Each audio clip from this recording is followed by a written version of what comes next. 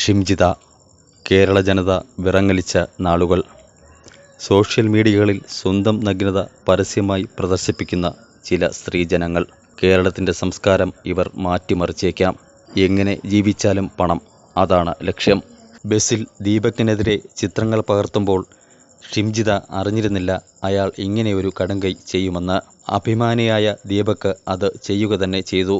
എന്തായാലും അവൾ ചെയ്തത് മഹാ അപരാധം തന്നെ.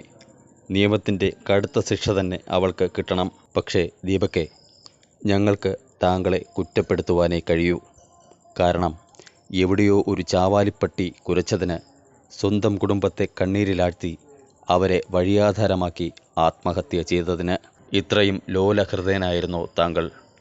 ഇതിലും കൂടുതൽ അപമാനിക്കപ്പെട്ടവർ ഇന്നും ഭൂമിയിൽ തലയുയർത്തി നടക്കുന്നു. ദീപക്കെ, നിങ്ങൾ തോൽപ്പിച്ചത് നിങ്ങളെയും നിങ്ങളുടെ കുടുംബത്തെയും തന്നെയാണ്. താങ്കളെ ആത്മഹത്യയിലേക്ക് തള്ളിവിട്ട ഷിംജിത നാളെ പുറത്തിറങ്ങും. ആ ശോനപുത്രി തല ഉയർത്തി നടക്കുകയും ചെയ്യും. എന്നാൽ താങ്കളോ? സുഹൃത്തെ, ഒരു നിമിഷം ചിന്തിക്കണമായിരുന്നു. ആ കുടുംബത്തെ ഒന്ന് ഓർക്കണമായിരുന്നു. ദുഃഖത്തോടെ നിന്റെ ഓർമ്മയ്ക്ക് മുന്നിൽ ഫിഞ്ച സിനിമാസിൻ്റെ 1000 കണ്ണീർ പൂക്കൾ. ഓർക്കുക, ഈ നിമിഷവും ഇവിടെ കടന്നു പോകും. ഇനിയൊരു ജീവനും ഇവിടെ പൊലിയാതിരിക്കട്ടെ. നിങ്ങളുടെ വിലയേറിയ അഭിപ്രായങ്ങൾ ഞങ്ങൾക്ക് അയച്ചു തരിക. നന്ദി, നമസ്കാരം.